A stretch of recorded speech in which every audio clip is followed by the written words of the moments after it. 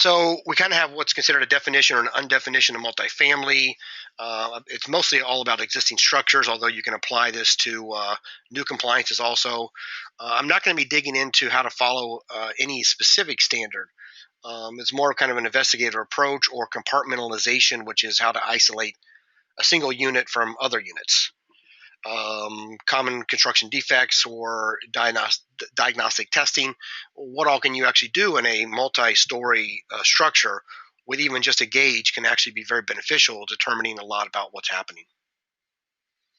So, a general definition of a multifamily is a building that contains 5 or more dwellings, whether it's straight up, horizontally. Usually they have multiple or interconnected HVAC systems or a variety of ventilation that may be all connected, or they could still be independent. So if you have a different definition of what multifamily is, please go ahead and throw it up on the question so I kind of can make sure I'm coming from the same background as you, or understand some of your different concepts that we want to make sure I include today. It doesn't have to necessarily be a height issue with a multifamily, because there are several that are all ground floor but are all connected as a multifamily structure. These are some of the most common resources that are out there that many people are aware of that come into play with multifamily. Multifamily and large buildings start to merge together depending on how you're going to test the structure, whether you're going to be isolating individual units or compartments, or are you going to be trying to test the whole thing as an entire structure. Our understanding is there's not that many people that are testing the entire multifamily structure. So if you are doing that, let us know, because I want to make sure I adjust again some of the language to cover some of that.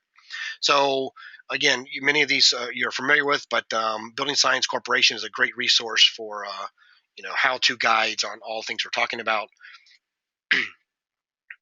So under resources, though, I moved this to later into the actual meat and potatoes, is that there are, under the support pages, where you can also find these articles and papers, and many of which I tried to include in the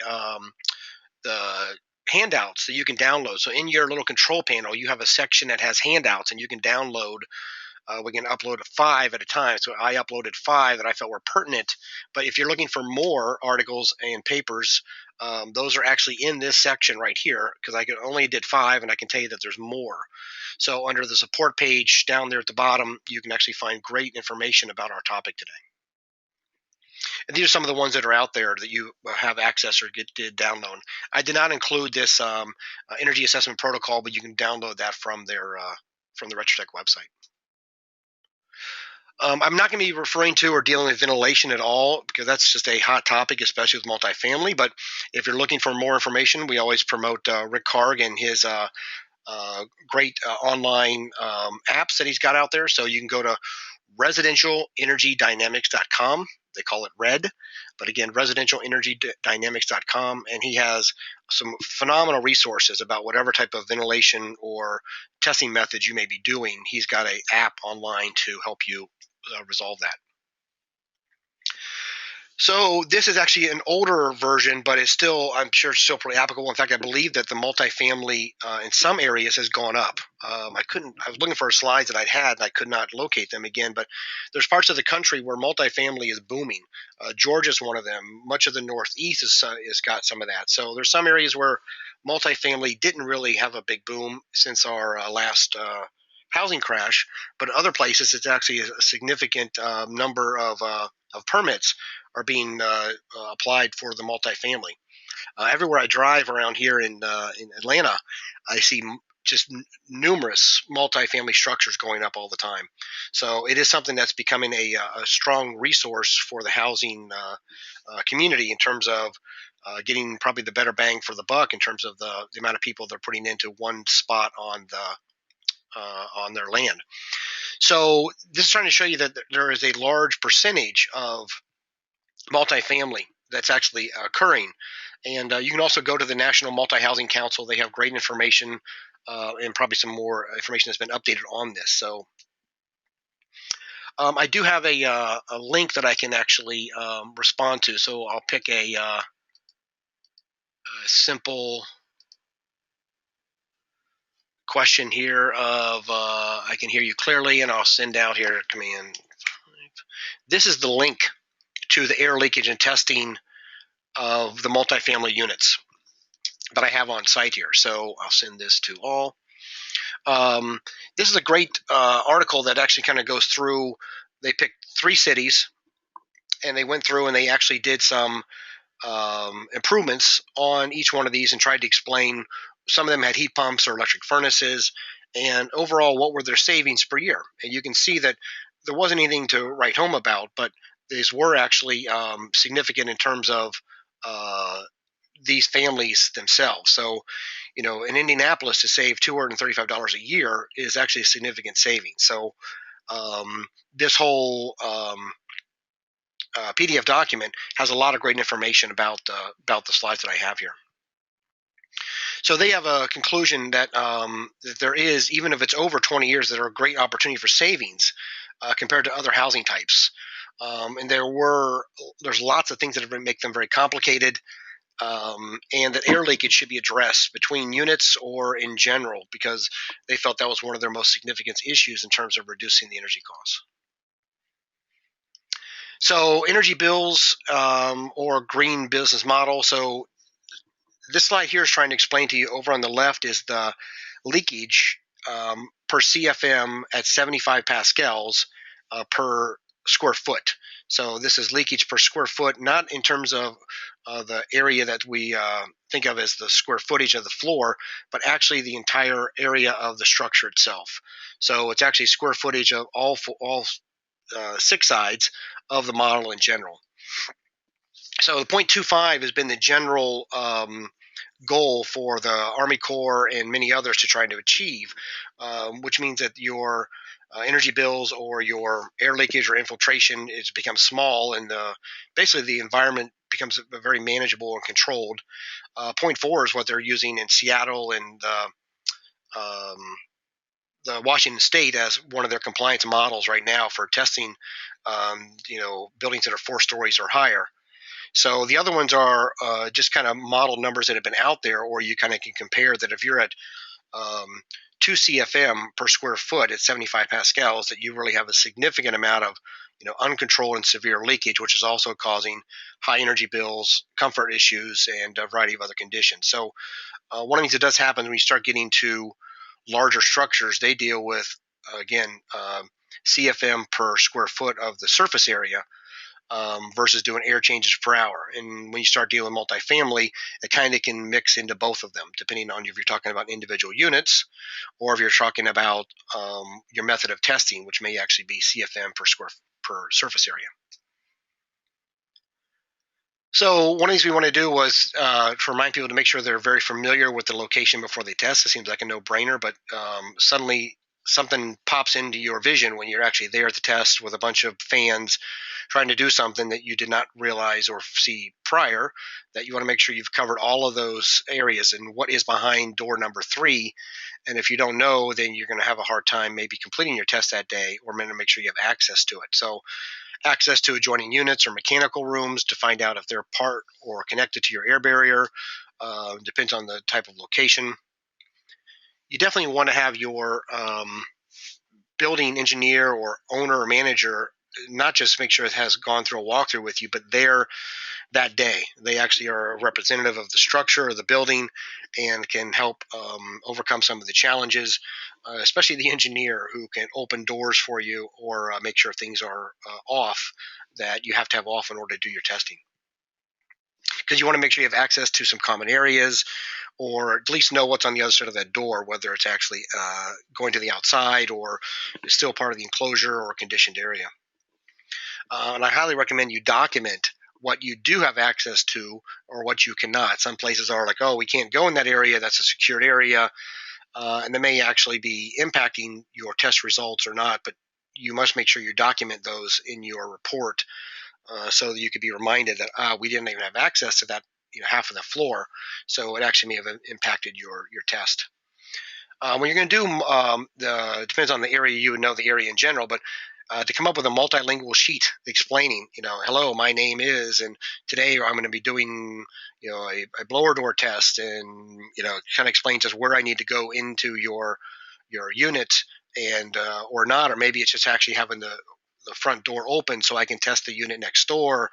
It does help a lot to have badges with pictures on it, or at least some kind of badge with a identifier of your company.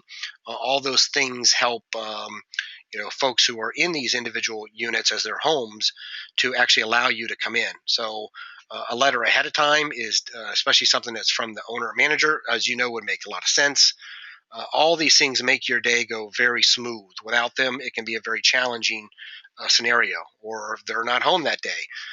And do you really have access to get their unit opened or not? So, and also really making sure that's why the engineer's around, to make sure you understand the HVAC system, and is it independently controlled for that unit, or is it a common system?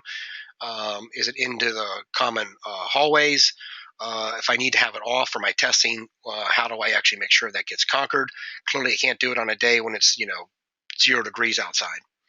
And the last one is power. It's always one that's forgotten about, and that is, do you have enough power to get you to where your fans are going to be? And if I'm going to have 2 larger fans, I may need to have 2 independent circuits to make sure that I'm not overloading a circuit. So that's a common challenge to do that, and realize that one is almost maybe 75 feet away, and I should have a large enough cord to do that.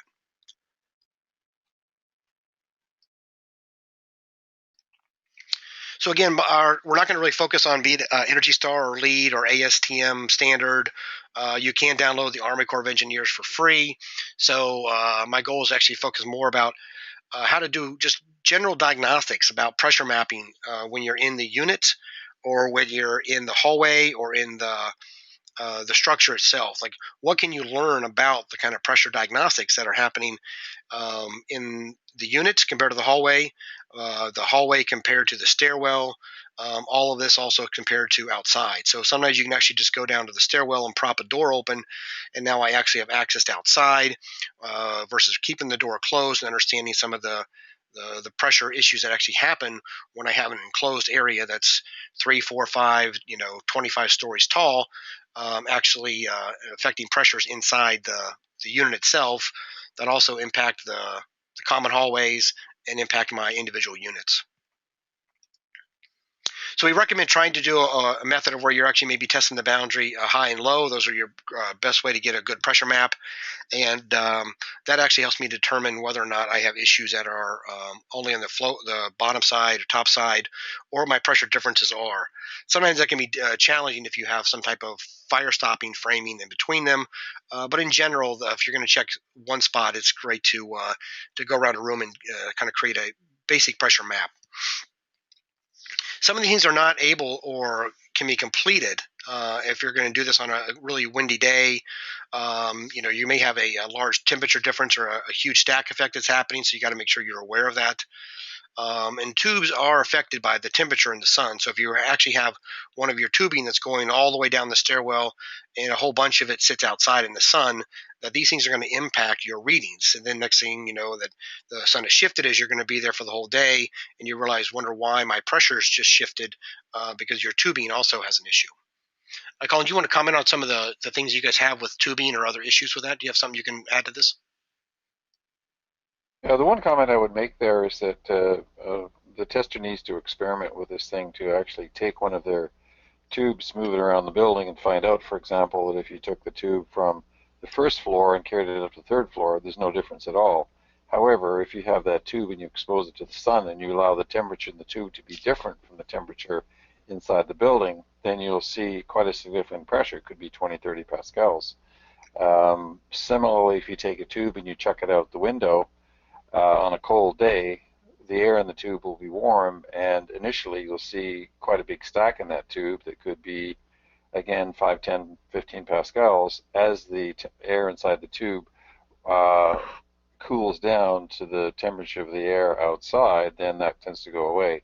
The important thing here is, whatever you do, whatever procedures you follow, you need to experiment in isolation so you can see how these things will affect your results. So that would be my biggest tip, is to experiment. We also discussed recently about the color of your tubes. Can you extrapolate briefly about one of the things you did by accident, your red tube? I'm not quite sure what you were thinking about there. Wasn't it a UV issue with you guys have solid tubing in general? Oh. Yeah. Yeah, one of the reasons why we use a red tube outside is that anything that's red reflects infrared, which is heat that comes from the sun. So a red tube tends to heat up to only a third as much as, say, a blue tube does. So that's one of the reasons why we chose a red tube. We'd like to find a silver, a tube that had a silver finish to it so that it actually reflected all the heat, but so far we haven't been able to find one. But the other reason why we use colored tubing is that if we have 5 or 10 gauges and we have them all hooked up, it's hard enough to follow where things go anyway, like without having, by having the same color tube, it makes it much, much easier. So typically what we will do is we'll bring in the red tube from outside and we'll manifold that so the same pressure tube is being applied to the red port, which is the negative port of each gauge on channel A. We have excellent diagrams in our multifan manual on these things, so if you're doing one of these tests, you really should get a copy of our multifan manual from our website and go through it. Back to you, Joe. I believe that's one of the documents I put in you can download. So hopefully that is. Reading through a couple of the questions here real quick. So in terms of how to get the Army Corps of Engineers, the easy way to do would be to just Google it. I didn't have a link. I apologize, but it's easily found through Google. And I'll let there's a couple of the questions I know Colin's in the background. He can dig into about stack effects.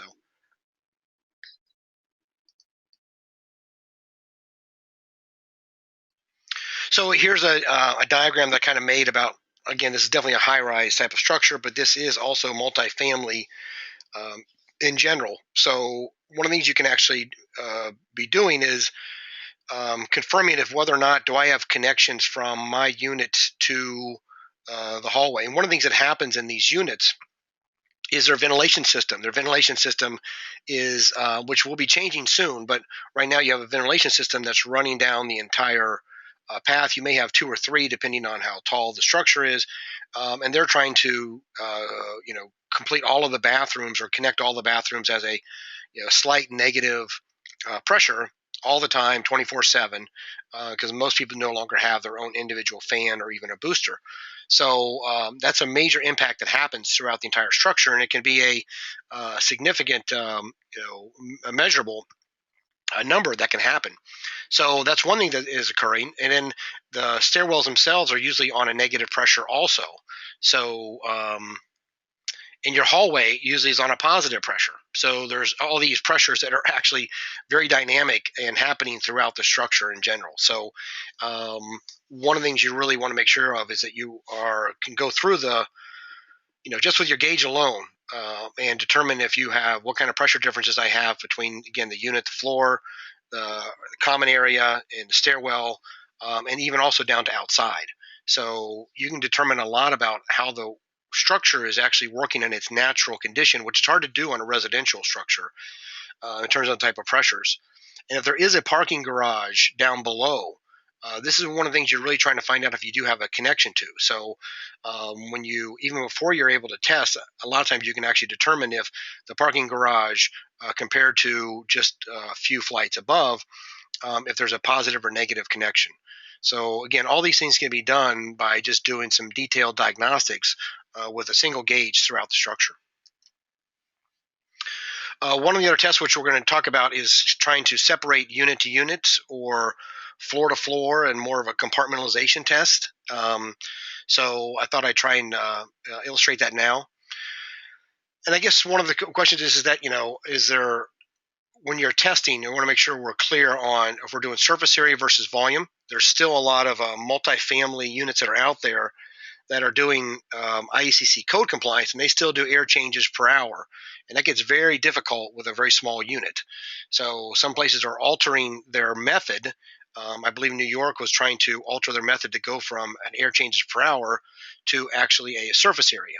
So I know there's a few folks from out there. Michael, I see you're out there. If you have something you can give us some more information on, that'd be great. So in terms of most of the leakage areas, it's a lot easier to determine how leaky the structure is when I'm using surface area for these smaller units. It's a much more accurate and much more defined way to determine what my conditions are. Multiple different ways to do these types of testing. So I'm mostly going to focus on those who are doing compartmentalization or doing the smaller part, the smaller tests, which are single units, and trying to isolate them from one to the other.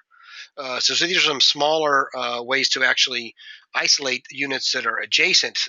Sometimes you can just get away with a duct tester or maybe even a duct tester in the window. So on the right is actually the passive house frame and cloth that Retrotech now has to do a duct tester test as a blower door method. So how many fans and locations? Again, if you're going to do the corridor testing or if you're trying to do the whole structure, that becomes more of a large building or a multiple fan type of a test. End of August, we actually had a nice webinar on that. You're welcome to go to YouTube to kind of get more brushed up on that. There are a lot of issues with where's the tubing go and how fans can be battling each other. So my goal is mostly to focus on some of the challenges you may have with smaller tests that you do with multifamily.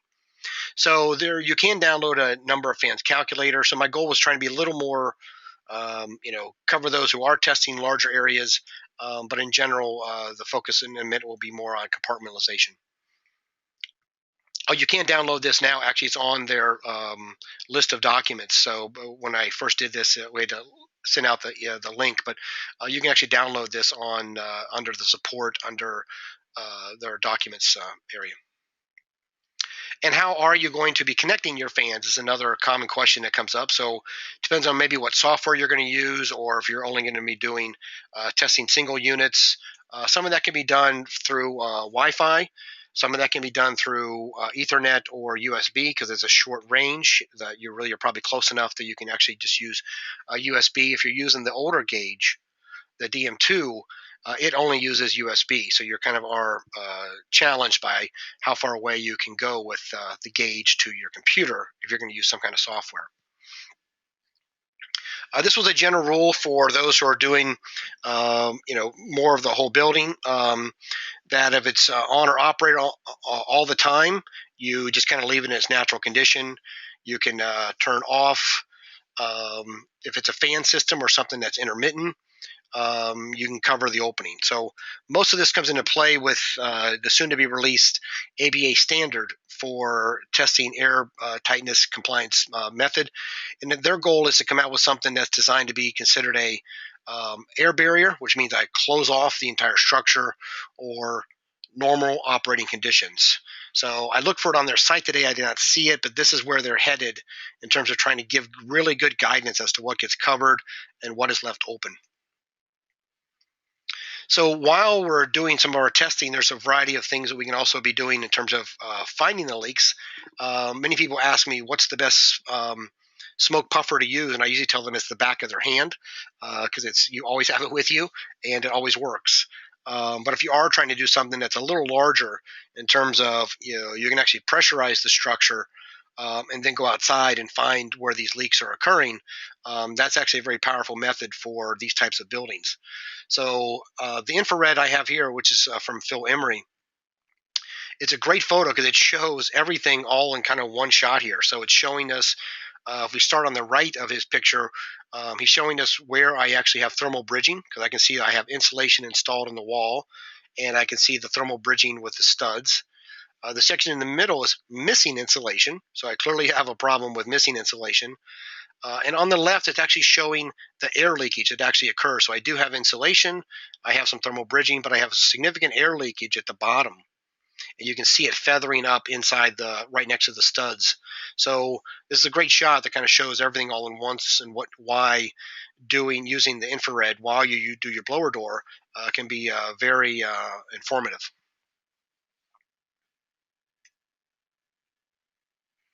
So these are some of the mechanical pressures that are happening. So if you look at the illustration on the left, basically we're talking about the kitchen, bath, and bedroom. So these are all my ventilations, this is a exhaust only type of a system.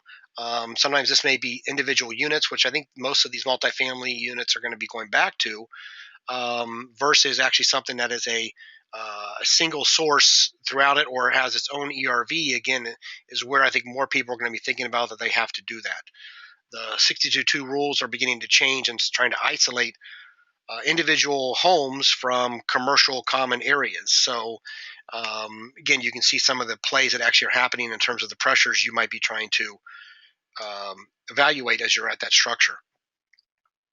So most of these things all have a neutral pressure plane. Depends on the conditions or the issues that are happening within that structure itself. I was out of North Carolina a couple months ago, and I was in a hotel that had the parking below. And right by the elevator and the stairs that went up was their really large fan that was their exhaust fan. So I was surprised to see that these things are all happening in a very centralized area, in terms of trying to pull air out and other things that are naturally moving air from the stack effect with the elevator. So they do have a very large opening on the far end where the cars come in and out. That's open all the time. But if that's on a windy day, you definitely have an enormous amount of air pressure moving to this one centralized far corner and sending all of these pollutants straight up into the structure itself. So that's one of the things that is actually a common issue that you are want to be doing the diagnostics with is, are these areas that have a common garbage chute or elevator to a parking area connected to the area that's living above there. And you can see that there's a variety of common issues that may be happening when I do have a central exhaust system on how to apply those kind of pressures that might be occurring while you're trying to do your test. Here's again another one that's actually trying to show what happens when you have various pressures when you're doing the test itself. So it's hard to see, but right down here in the bottom, we actually have our little set of blower doors happening, and they're trying to pressurize the entire structure. And then I can actually, try and do a measurement or confirm what my total leakage is. So this is a total structure type of a test. So some people may be doing this with multifamily. Again, it's not that common from what our understanding is. The other one that you also can do, instead of doing the total leakage, you're actually now going to be dealing with individual units of leakage from unit to unit, or even just a unit by itself. Whether or not you're going to find out if the unit has a certain amount of leakage is going to really, you want to also try and determine if it's leaking to the unit to the left or the right or top and bottom. That actually gives you an indication of how these units are connected together, which the large total building test does not do. The large building test just really tells me if my exterior skin air barrier is working correctly or has some flaws. It doesn't actually tell me if I'm leaking floor to floor or unit to unit. And when somebody moves into unit B and finds out that somebody in unit A liked to smoke cigars, and the guy in unit C on the other side went in and put in a 1200 CFM super kitchen exhaust fan, that the person in the middle ends up smelling the cigars because that air is going to be pulling right through one unit to the other. So there's several test methods or test protocols you could be following. There's a single unit. We're mostly going to focus next on the neutral pressurization test, aka also called the guarded test, where we kind of create pressures on the adjoining structure to determine the leakage to that side, and then I can determine how much of that should be focused on in terms of repairing it or correcting it, or if there's actually issues that can determine that this unit itself has so much leakage because I don't get to count the units to the side. Multiple fans and multiple units simultaneously is a whole nother concept, and the building as a unit, as I mentioned, is something that some people may be doing.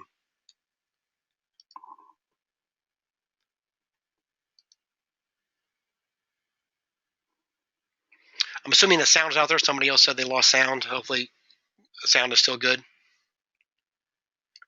Anybody else lost sound? Good, still good. Okay, a couple people say it's still good. Thank you. Okay, so the test method I'm going to go through now is how to do more of a compartmentalization test or the neutral pressurization test. Basically, we want to create pressures on the adjoining side to determine leakage to that side by actually just separating that leakage can't happen. So if I have my individual structure here, I have one on the right, I have one on the left. My goal is to find out what's the leakage of the unit in the middle. There also could be leakage to the outside on the back, or it could be leakage to the hallway in the front, or leakage to outside in the front, depending on how this structure actually was designed. So the most common test, which is very familiar, is we just test something big or individual unit by itself, right? So I now want to actually focus on how to test a single unit from the different sides around it and actually the floors above it and below it. So this is the overall view that we want to do, is actually be able to isolate this one unit in the middle and isolate this one unit from the floors above and below it. So in order to do a compartmentalization neutral pressurization test, is I'm going to start with unit A and I want to test unit A. We'll assume that we're just going to focus on what's the connection or relationship between unit A and B. So when I do my blower door test, I'm going to you can pressurize or depressurize, but right now I'm going to pressurize just because I think that makes the example a little more easier to follow. So as I'm pressurizing unit A, I'm able to get a reading on what that is. But the challenge is that at unit B, that if I don't actually put a hole in unit B, like crack a window or open a door back up, that area will end up pressurizing itself, and it actually puts a barrier between unit A and B itself. So I must have some pressure relief in the adjoining structures in order to confirm how much leakage is going into them. Otherwise, especially if they're very small, they just become an actual barrier themselves. So I have adjoining structures. I'm cracking the windows, or I'm opening a door, so I know I have some kind of pressure relief in general. Now the other option is now I can actually put another fan in the unit B and either do 50 pascals, the same as I'm doing on unit A, or I can actually make it go to 0, which actually means I'm going to tap into channel A's pressure. But the goal is to actually isolate channel unit A from unit B, and I can also do anything that would be on the left or above or below.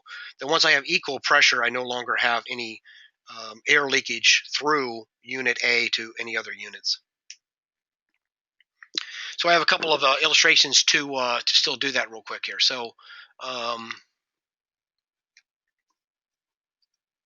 yeah, some people say that there are several. The ICC does not allow you to do a guarded or neutral pressure test. It just says take what you get from this one unit. I don't care where it leaks; it's just leaking. So I understand that that's actually one of the challenges that is out there.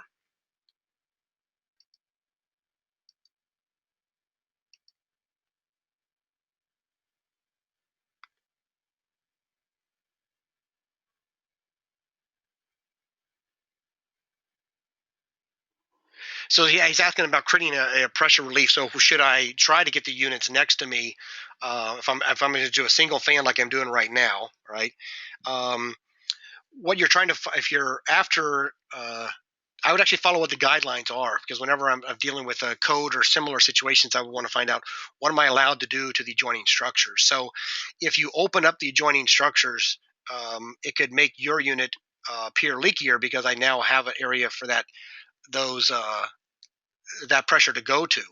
So if you were to consider that I'm testing under normal operating conditions, then usually the unit next door may also be closed up like I have this one, and that may give me an easier compliance number. Or if you're after what are the leakage to the units next door, then you're actually going to do some kind of pressure relief on the adjoining units.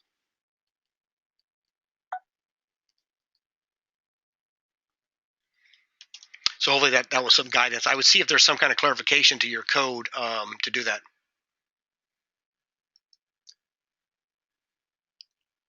So he's asking also, these are great questions from Jim Nugent, is do I test to the outside or to the enclosed hallway? You always are trying to test to the outside. That's always the pressure that we're trying to compare.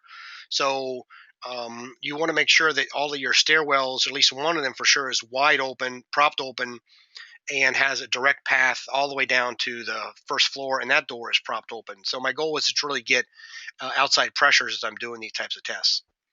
So as you can see, Hey, Joe. yeah, sure, good, go.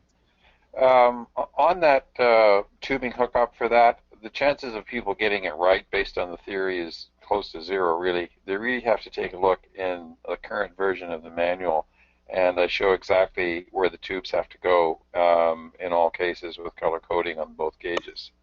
The other thing I wanted to mention is that some of the manuals in the handouts were 2 years old, and I've just replaced them with the current versions. The software manual was a 2013 version. We have a 2015 version, probably 15 versions since old. So I've updated all those. So I would suggest that everybody re-download the handouts because I've gone and changed them all. I've also added into the handouts the air leakage testing protocol for the U.S. Army Corps for someone who asked for that. That's in there. It's not actually on our website. It needs to get on there. So that Army Corps protocol is now in our testing procedure. What else did I wanted to add? So I would suggest you re-download them and check the dates. There's always a date on the top right-hand corner of every manual. So year, month, day. So those were the main points I wanted to make. Oh, great, thank you.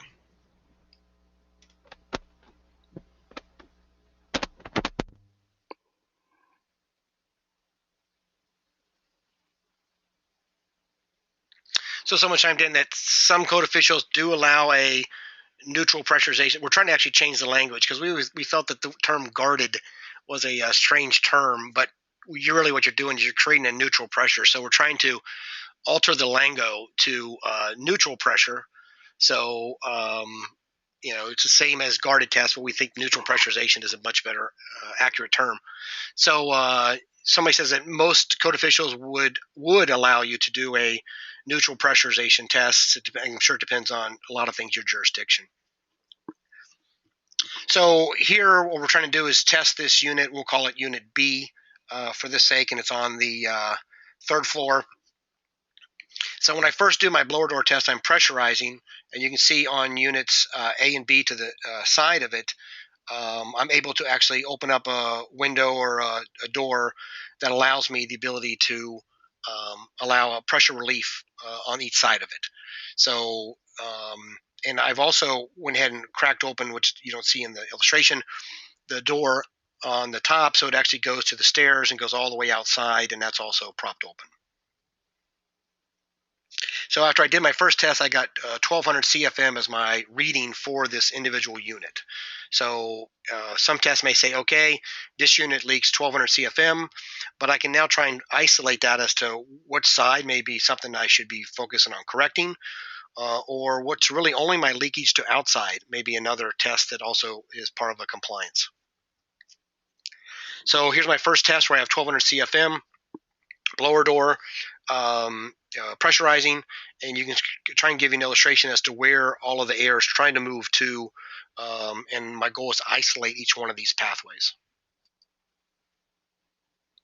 So for my next test, what I can now do is actually bring a blower door in and pressurize the stairwell or the hallway. All right, so the hallway is now pressurized. So I've neutralized the air movement that can happen between the unit and the hallway. And I make sure I have all of the stairwell is completely open all the way down to the ground, so I'm able to access and have plenty of airflow throughout the stairwell. Notice that my connection between the unit and the hallway was approximately 100 CFM because I went down to 1100 CFM. So here's an illustration showing that I now have pressurized the hallway with the blower door, and so now I'm actually going to do the unit on the right. Now, depending on if you have this nice controlled hallway, and on the far end, I actually have closed the door. And but if I'm able to get enough pressure out of the hallway, that I might be able to just open the door to the unit on the one side and on the right. And once I do that, I have to make sure I seal the windows or any other conditions, you no longer need a pressure relief on the other side. This is just really only focused from one side from the area that I'm testing. So I still have a pressure relief on the left. So once I open the door here, then I actually have been able to create a neutral pressure on the right side. So now I have the hallway and the right side with neutral pressure, and my number went down another 200. So now I have 200 CFM that's connected between that common wall. And here's a 3D kind of illustration showing that setup. So again, the door's open on the right. The pressure's gone into the room on the right. I no longer have any leakage over there. I could have some in the interstitial wall, but I have nothing that's going into that unit itself. And if your units are small enough and you have a good seal in your hallway and you're able to do this, I can open the door on the other side of the unit and now actually have pressure on both sides of my central unit B that I'm testing, and my only went down 50 CFM to the unit on the left. So I know that there's not a lot of connections between the unit on the left. And here's our 3D illustration. Now, if I did not have a common hallway or was not able to make sure I had enough pressure to neutralize that, then I might have to actually put individual blower doors in the units themselves and just kind of move that blower door around from unit to unit, which I have to do now, actually, if I want to kind of isolate what's happening above and below in terms of my leakage. So some of the places I tested in New York, I found that the unit to unit was actually pretty fine. It was actually their chaseways that they had that were their greatest issues, that had a lot of air movement through their mechanical systems from behind their plumbing chases or their plumbing walls and others that just allowed air to move freely through all the floors, were really the greatest issue. So I went above and I actually was able to lower it another 100. So I now know that I have 100 CFM leakage between the unit above. And when I also can do the unit below, and I can kind of get a conclusion as to maybe it's another 100 from the unit on the bottom. So maybe this unit, instead of leaking 1,200, maybe it only leaks 650 CFM. So if your local jurisdiction allows you to do a neutral pressurization test, it can allow you to actually get a much better chance of compliance to do some of these small unit testing to confirm that you are actually in compliance with an air change per hour, which can be very challenging for these small units. I'm going to move on to some software. If there's any other questions, I'll scan here quickly, see if there's anything else.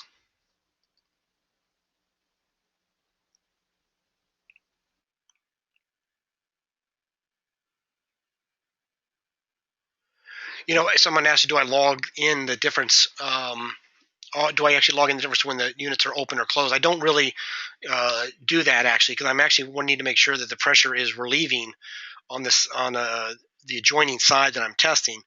Once I have that, then I'm either going to allow pressure to neutralize that as the next step, but I don't actually keep track of what the pressures are different from whether I close or open the windows.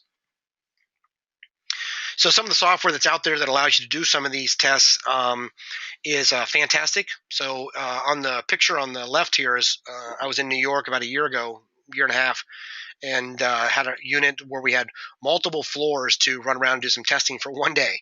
So we had a lot of fun doing that, and realized that many of their units were very tight. It was actually some of their chaseways that actually had compromised their entire structure.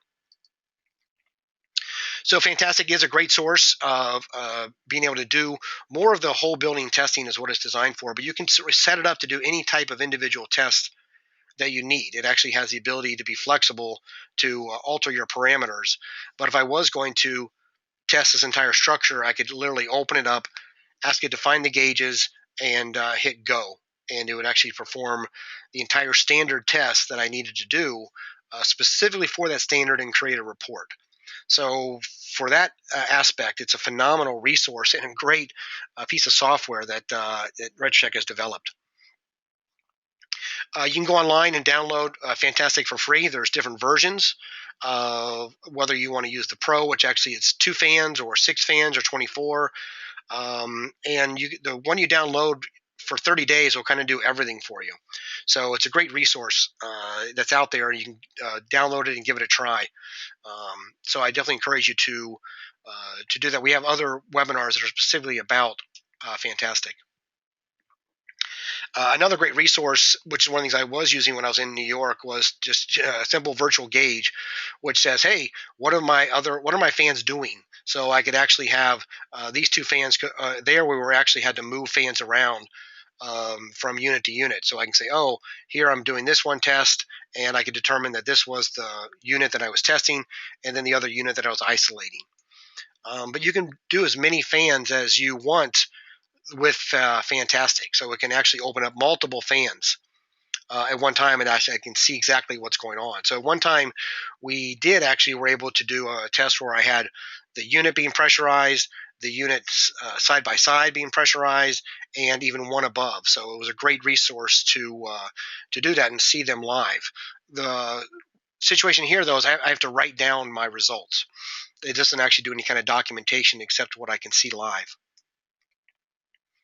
I also, when I was in New York, I did do this a lot. I was using the data logger because of its simple flexibility, where I can use multiple gauges and fans to just log what runs through it as a resource. So I can do it with Wi-Fi or through wired connection. If you really want to make sure you get good connections with Fantastic or with the data logger, I highly recommend you just use wires. Just use the cables. Usually they're close enough that it's never an issue. But sometimes there's little glitches that happen in Wi-Fi that we don't really are aware of when we are watching stuff on a screen or surfing. But your data will have little gaps when you have Wi-Fi. So I highly encourage you to think about just using a solid connection. Depends on what you're after. When I'm using virtual gauge, it's not really identifiable that I may have had little gaps. So I would definitely encourage you to do more of a wired system.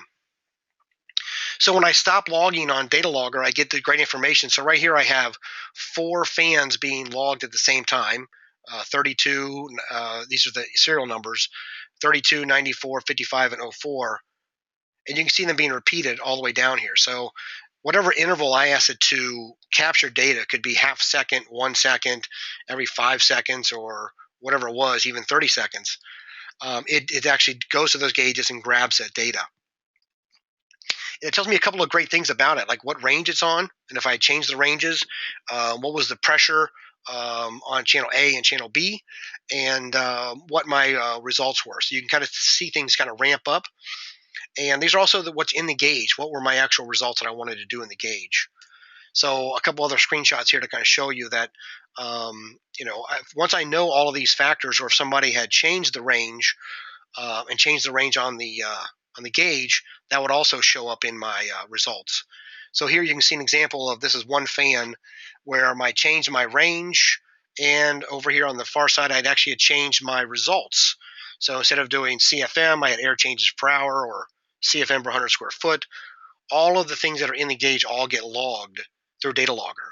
Data Logger is a free software that you can download and run on a PC. It's very similar, kind of like the configurator. You can just open it up, select a few criterias, and hit start logging. And once you start logging, anything that's happening through the gauge will get captured. And then when you hit stop, it will create this spreadsheet. All right, I got a few minutes left. I had these slides in about equipment just so people can get an idea of what were some of the options for doing some of the fans. So I'll kind of move through it kind of quickly. So Retrotech has multiple fans. Some people have the middle one, which is an older style, and the 1000 is been replaced with the 3000, and that's about how many CFMs each of these does. So there's also now a 5000 that's out there that is more of the commercial style, but uses the smaller shell, which makes it a lot lighter. So these are, if you're going to buy a unit today, these are the units that you would purchase, and some of the different ranges that they have. So the 5000 and 6000 are just upgrades of previous models, but they really went to a whole nother level of doing the ranges, so that you only have an A and a B, and then you actually have the flow plugs. So I may have now a B 6 or 4, depending on how many of the flow plugs have been removed. And it makes it universal because these plugs or openings also work with the duct testers. So you can actually go down to a smaller single opening millimeter and do around, say 5-10 CFM of a unit with a blower door. So that's incredibly tight situations that you may have for some of the homes that are achieving these remarkable numbers. We did talk about the calculator already.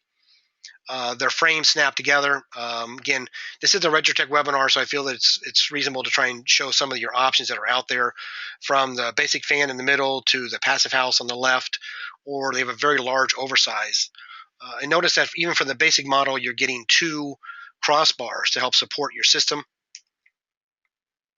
And if those that do a lot of these types of testing, they love the modular panel. This thing actually snaps together incredibly quick.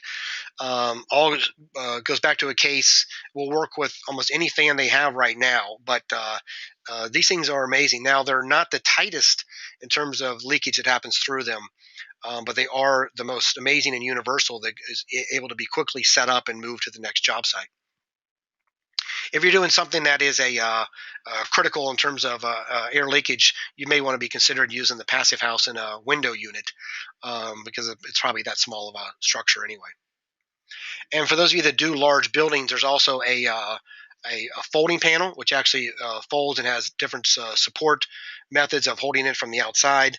And this is the thing that most large building users are actually doing in the field. Sometimes they actually have to create their own actual device to hold all of the fans. So here's a 24 fan passive house mall being tested in Europe, and it did pass. Larger is not always better. So some folks went with the super large mega fan, only to realize that they were not able to get the amount of pressure throughout the structure from one small opening. It may work great in an airplane hangar, but they found was really a struggle to actually get that much air moving through the entire structure at one time. Here's my last plug for the Blowerdoor training, multi-fan setup, where we will focus on how to do some of this compartmentalization test, how to understand some pressures, how to use and set up RetroTech equipment, and a variety of details that are really what we want to focus on. It's a one-day training. If you want more information about that, you can go to retrotech.com or send us an email.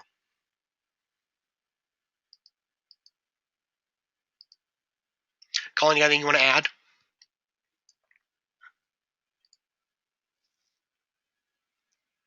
Yeah, I got to turn everything on here. Yes, got a few things.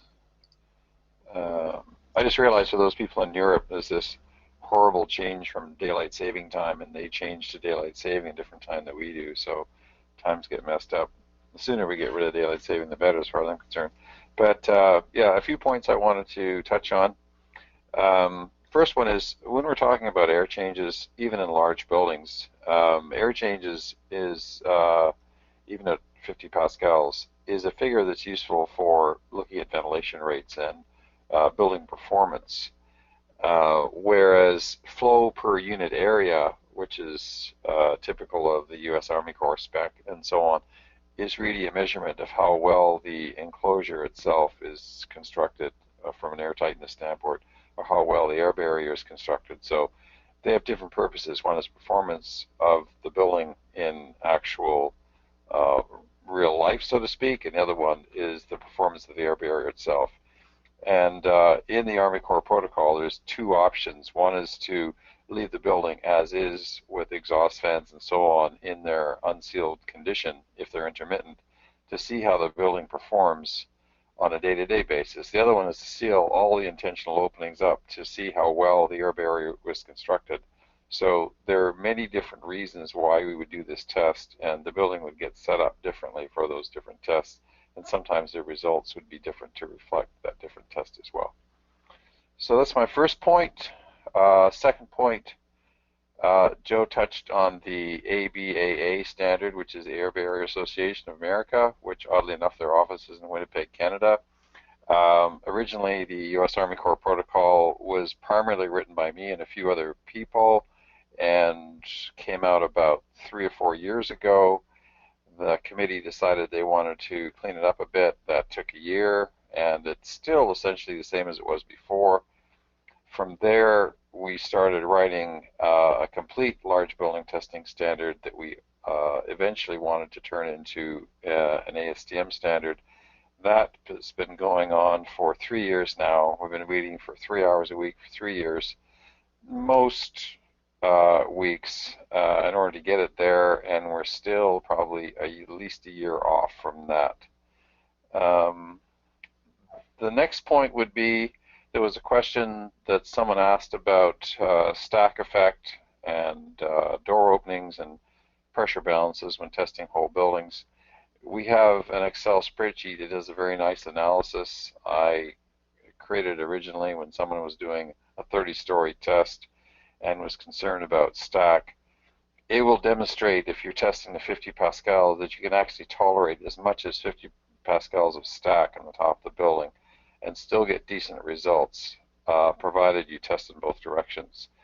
The spreadsheet will tell you exactly how a building will perform before you go out there to test. And one of the key inputs is the number of square feet of opening you have from your test floor to the rest of the building. The other key input would be the maximum amount of stack that you would expect on the day of the test. Armed with those pieces of information, we can tell you where the fans need to be located in the building.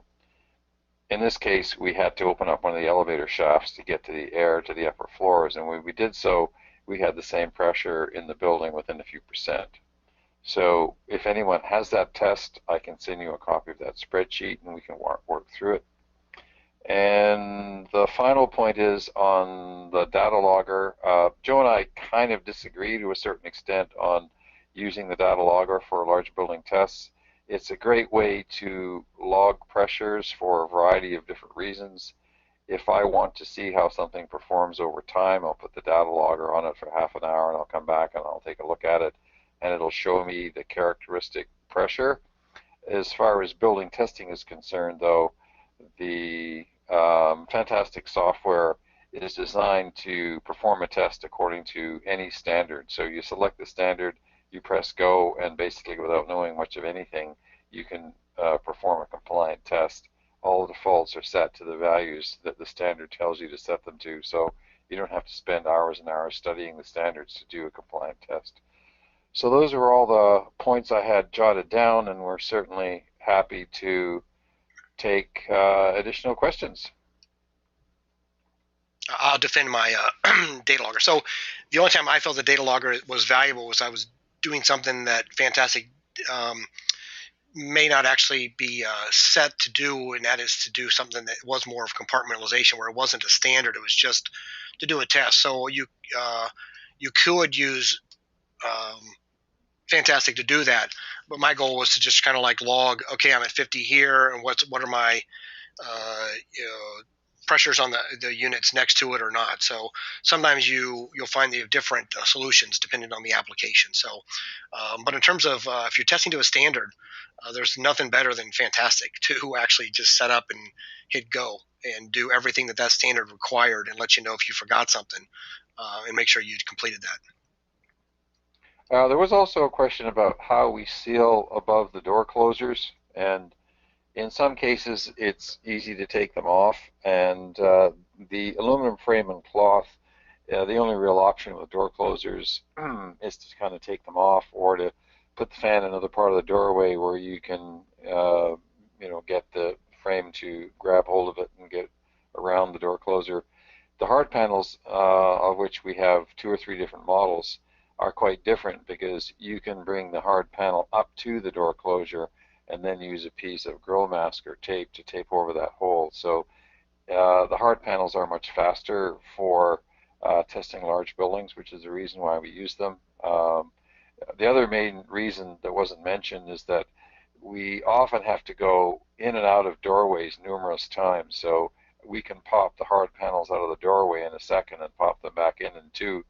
Whereas if you're going through a cloth panel, you pretty much have to try and pull your body through the cloth hole, and try not to take the cloth with you.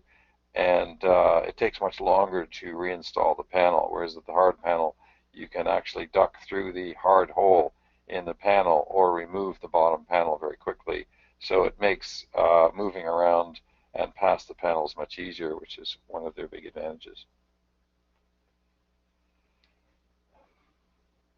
Anything else out there? You still with us, Joe? Yeah, I muted myself so I wouldn't cough on everybody.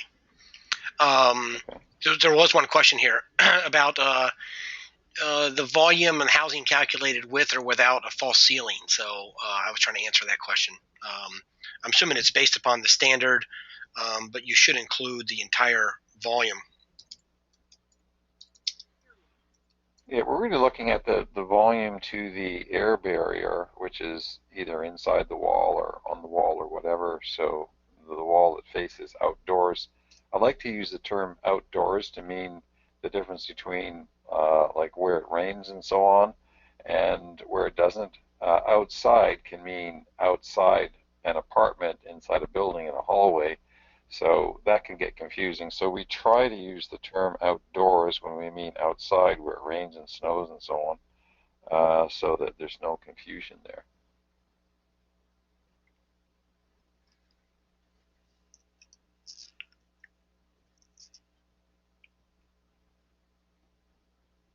And for those of you that missed this video, in a week or two it will be on our website under, if you look under webinars, past webinars, you can see it, or you can do a search under videos.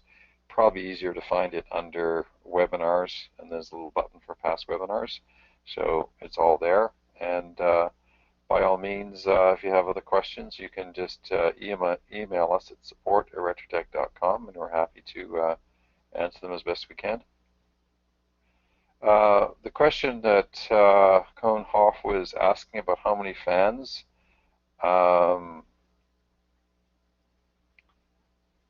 the method of calculating the number of fans is fairly trivial actually, and our fan calculator does that quite well. What's probably more difficult when you're using multiple fans, like say 2 or 3 fans or more, is to know what pressures will be inside the enclosure and to know where the fan should be distributed. So you might need to use additional fans just to get the proper pressure in different parts of the building. So that becomes more complicated, and the spreadsheet that I mentioned earlier answers that question fairly well. There's a question about certification. We do have a large building certification currently, which I have to admit is in need of updating, but it's still a lot of useful information there. And I don't know if you have anything to add to that, Joe. I think he was referring to the live training. Okay. Yeah.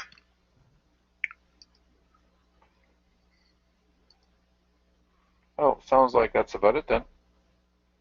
Somebody did ask about the upgrade, which I'll just drag over here real quick. So I didn't have it in this set of slides earlier, but someone asked about the upgrade that many people might be debating on upgrading their gauge. So RegTech does have a buyback program or trade-in program where you can trade in your DM2 or the DG700, a little bit of money, and you get a brand new DM32 Smart Gauge. So it's a great price and a no-brainer if you're thinking about. And you can actually use the DM32 to run your existing energy conservatory fans, duct blaster or Blowerdoor. There's a little adapter that you get that changes the signal from RetroTech into Minneapolis, and then you can run it just like you do the normal fans for RetroTech. So if you are interested in that, you can definitely contact support@retrotech.com. Someone asked about in the beginning, there are multiple slides we need to go through in order to make sure that I cover some of the requirements for RetroTech and from BPI and other stuff. So that's all I can say is I appreciate it. I try and move through them quickly, and they're a necessary evil. So anyway, we appreciate everybody's time. Any other last questions? Yeah, there was one where someone asked about our upcoming live trainings. If you go to our website under support, I believe, there's a section in there that says live trainings, and they're all listed in there in chronological order. I think it's under support, isn't it? I'm looking.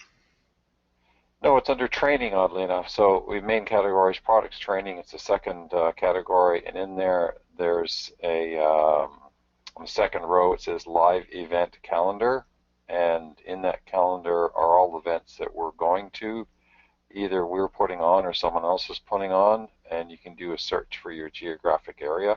So go to the website under training as a main heading, and look at live events, and there they will all be.